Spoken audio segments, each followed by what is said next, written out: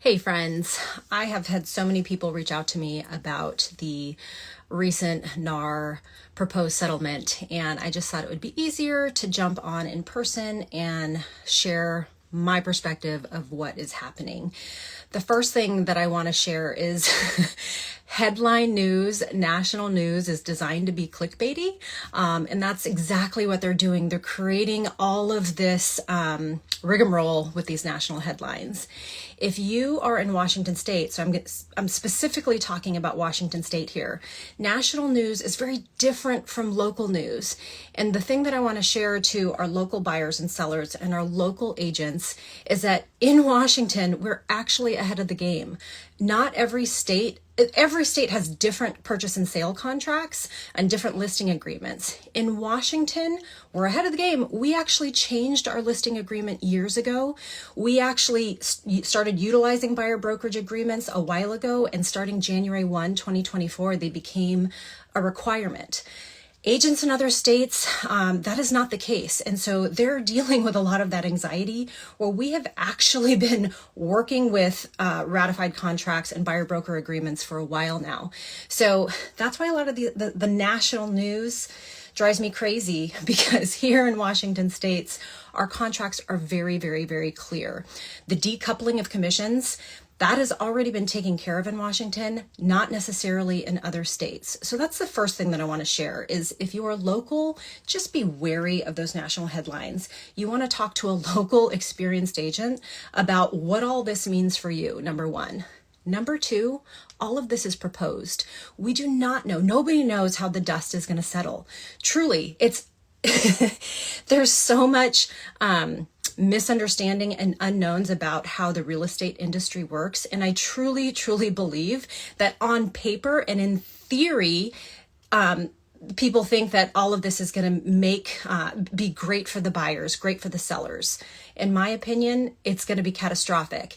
But none of it's implemented. So I think between now and July, when these proposed changes are supposed to take place, there's going to be some legislation, because right now, first-time home buyers who are utilizing an FHA loan or a VA loan, they are the ones who are going to be suffering the most.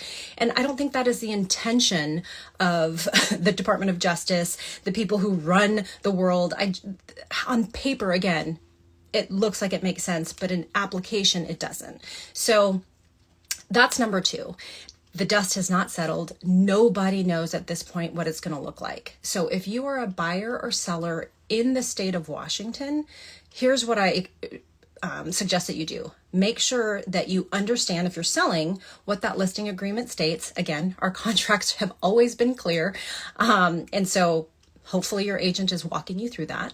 If you are a buyer, again, our contracts haven't changed yet, but starting January 1, 2024, buyer broker agreements were made mandatory. So what this means for you is if you are going to have an agent represent you when you're looking at properties, you need to understand how your agent is going to get paid.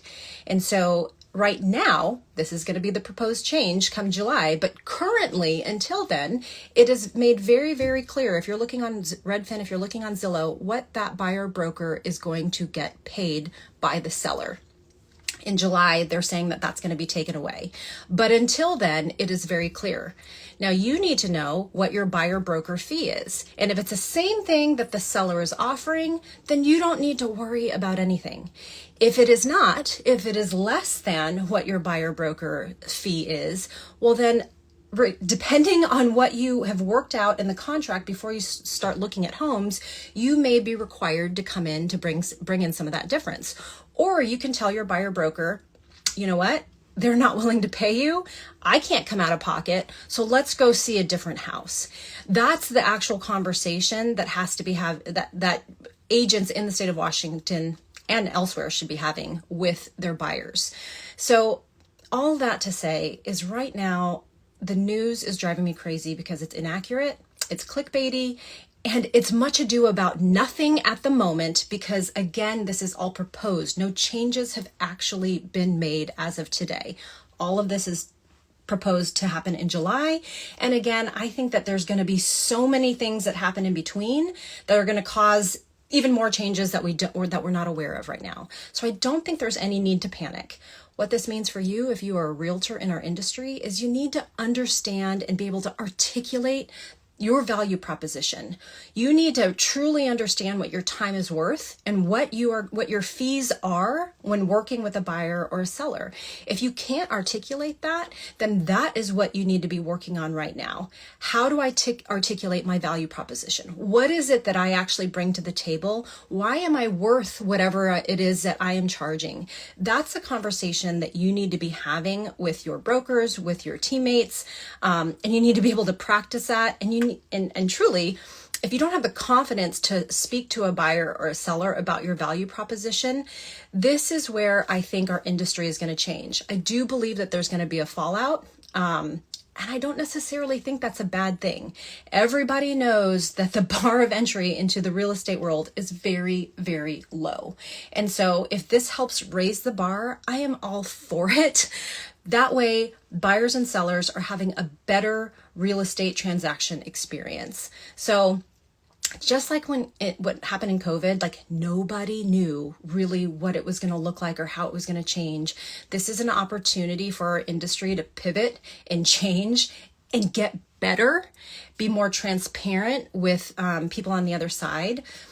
Again, I do believe all the proposed changes are not going to be best for the consumer in the end, but that's not my judgment call. I think there's going to be a lot of lawsuits because I think a lot of dual agency will happen, and I think dual agency is the worst idea.